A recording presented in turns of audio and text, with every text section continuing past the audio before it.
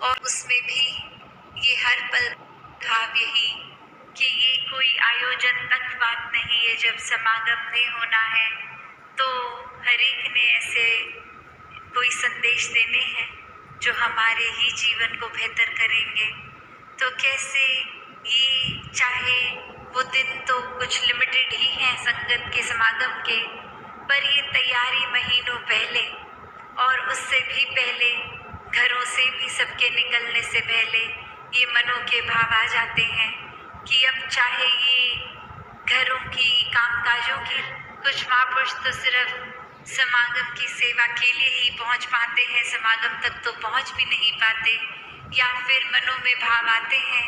कि हमने सेवा कर ली थी, अब जाके बाकी सदस्य परिवार के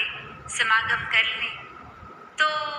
कैसे ये मिलजुल के पारिवारिक रूप में भी सहयोग देके, ये एक दूसरे को प्राथमिकता देके, ये भाव सेवा का इस मैदानों से आप सभी के घरों पे ही शुरू हो जाता है। तो दातार कृपा करे ये भाव बरकरार रहे, ये एक चाह, एक खुशी जो अभी से समागम तक है, वो समागम के बाद से लेके अगली सेवाओं तक, अगले समागम तक भी रहे, क्योंकि ये कोई एक छोटी ड्यूरेशन के भाव नहीं, ये भक्तों के भाव हैं, हर समय के भाव हैं, 24 घंटों का आनंद है, खुशी है। और ये जो चाह और ये मौका जो मिल रहा है सेवा का, इसको गवाया ना जाए। और कोई महापुरुष चाहे शरीर करके या किसी और कारण से अगर इन मैदानों में नहीं भी पहुंच पा रहे अगले तो ये दिन समागम तक या समागम तक अटेंड नहीं कर पा रहे, तो उनके भी तो भाव सेवा के ही हैं, पर फिजिकली पहुंच नहीं पा रहे, तो वो भाव भी मुबारक भाव है और वो सेवा भी परवान है। और हमेशा भाव बन के ऐसे ही रहे कि अगर किसी को किसी तरह का दुख तकलीफ है भी तो कैसे वो दूर की जाए। और सबसे बड़ा जो परोपकार भक्तों का रहता है वो यही रहता है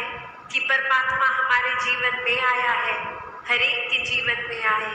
जो अभी तक इस परमात्मा को देखे नहीं है, जिन्होंने अभी तक ब्रह्म ज्ञान नहीं लिया, वो भी कैसे अपने जीवन में एक रोशनी हर समय की ला सकते हैं। क्योंकि ये टेम्पररी अगर हम बात करते हैं तो कोई भी चीज़ हमें कुछ देर के लिए, अगर अभी डे टाइम है तो कुछ घंटों बाद अंधेरा हो जाएगा, नाइट हो जाएगी। तो ये रोशनी इस तरह तो दिख रहा है अभी सब कुछ, पर ये हमेशा की नहीं है। पर जो परमात्मा है ये सच है, ये ट्रूथ है, ये ओमनी प्रेजेंट, ये निराकार, ये हर समय की सच्चाई है, हर समय की रोशनी है। भक्तों ने यही समझाया है कि जितना ज़्यादा इस परमात्मा के साथ मन को जोड़ेंगे, इसके एहसास में रहेंगे,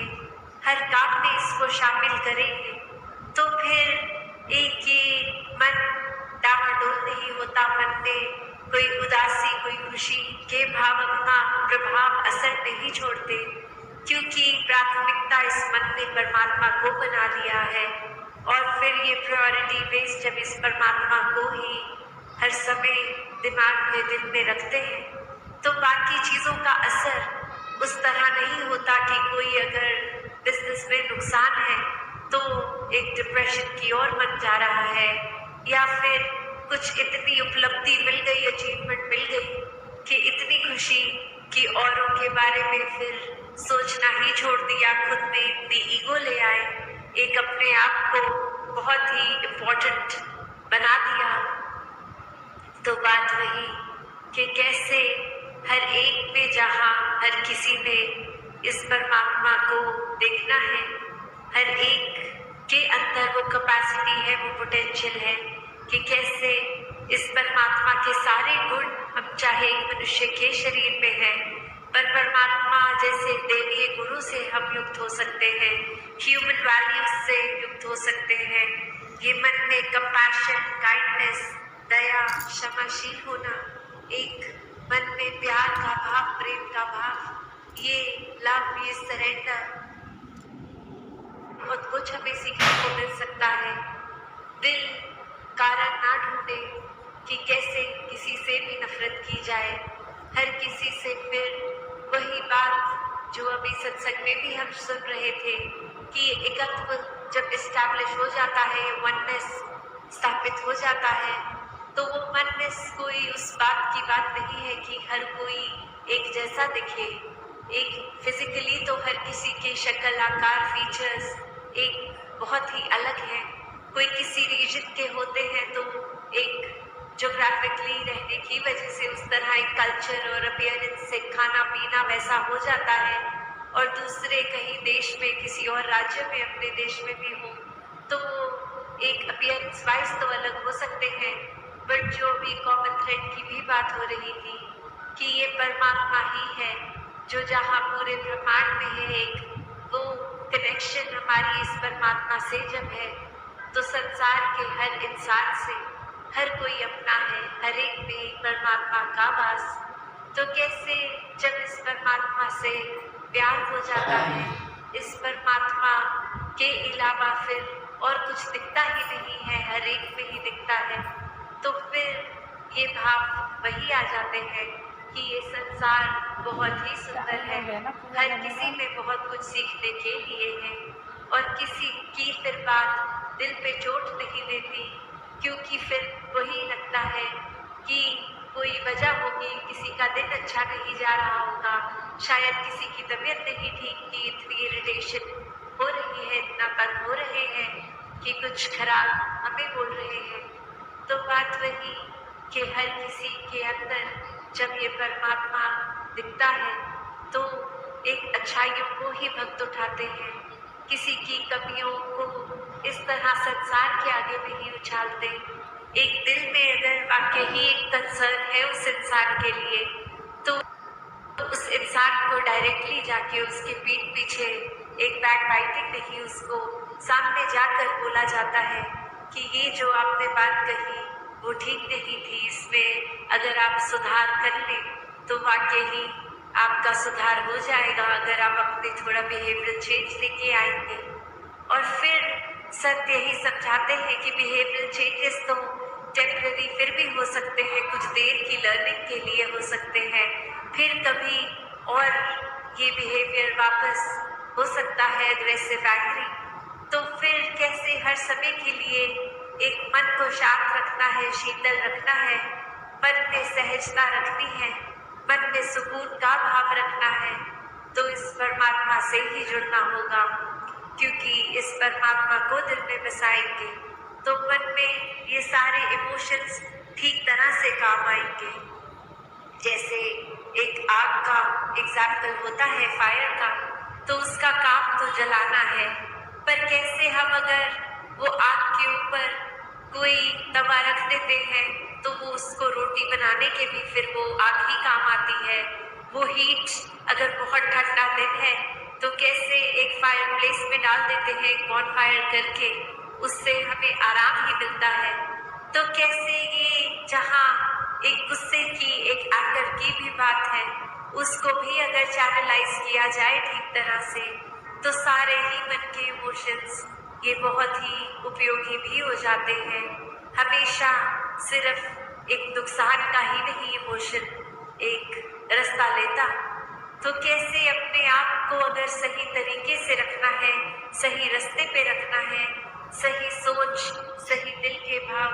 सही बातचीत के लिए वो शब्दों का प्रयोग मन में हर एक को एक आराम देने के भाव से किया जाए, तो फिर एक सामने वाले का भी हम वो सुधार कर लेते हैं। शुरुआत चाहे अपने आप से ही करनी है, पर फिर भी अगर किसी की कोई एक बात ठीक नहीं तो उसको बहुत आराम से करके एक वो अटेन जो करना है, जो अचीव करना है, वो चेंज भी सामने वाले में दिखेगा। तो कैसे हर एक के लिए संतों ने हमेशा एक बहुत ही दिल से एक प्रयत्न किया कि जहाँ ये आत्मा का कल्याण हो, ये आत्मा का इस परमात्मा से मिलन होता है, तो एक वाकई ही ये जो हम हर जगह सुनते आए हैं कि ये इतनी योनियों के बाद मनुष्य योनि भी मिली और अब इस मनुष्य योनि में ही जीते जी इस परमात्मा की प्राप्ति है। और अगर कोई उस आइडियोलॉजी से सहमत नहीं भी है, सिर्फ इसी जीवन को अपनी फर्स्ट लाइफ की तरह भी देखें तो भी कितना कुछ है, जो जीवन का समय, कितना टाइम है जो हमें मिला है, इतने साल मिले हैं, उसको हमने कैसे जीना है, उसको हमने किस तरह पॉजिटिवली, कंस्ट्रक्टिवली हर समय को जीना है। अपने सारे काम काज, कर्तव्य, रिस्पॉन्सिबिलिटीज को निभाना तो है ही, पर सबसे पहले अपने आप को इस परमात्मा से एक करना है। जो एकत्व का बात है वो आपसी इंसानों का एक होना बाद में हो संभव होगा। पहले अपने आप को इस परमात्मा से एक कर लें और फिर ये परमात्मा जो हर एक में है, फिर ये एक कॉमन फैक्टर जब इस परमात्मा से एक हो गए, इसको जीवन में बसा लिया, हर पल इसके एहसास में रहे, तो हर एक में इसका निवास, हर जगह इसका निवास, और फिर ये एकत्व पूरे ब्रह्मांड से ये स्थापित हो जाना बहुत ही स्वाभाविक हो जाता है। तो कैसे संतों ने यही सिखाया हमेशा अपने जीवन को इस तरह जी के कि ये परमात्मा ही प्रायोरिटी है, सबसे पहले इसी का आधार लेना है और ये ही है जो हमेशा कायम दायम है। तो अपने मन को भी स्थिर रखना, जीवन को सहज करना है अगर, तो हम ये इंसानों से उम्मीदें लगाएंगे या परिस्थिति के ऊपर अपने आप को डिपेंडेंट रखेंगे कि जब कुछ ठीक होगा तो चैन मिलेगा, जब वो इंसान हमारे जीवन में आएगा तो हमें चैन मिलेगा। 9 महीनों तक तो मेरी कोख ने मानो एक कवच सा दिया था तुझे, लेकिन अब तेरी इस सेंसिटिव स्किन के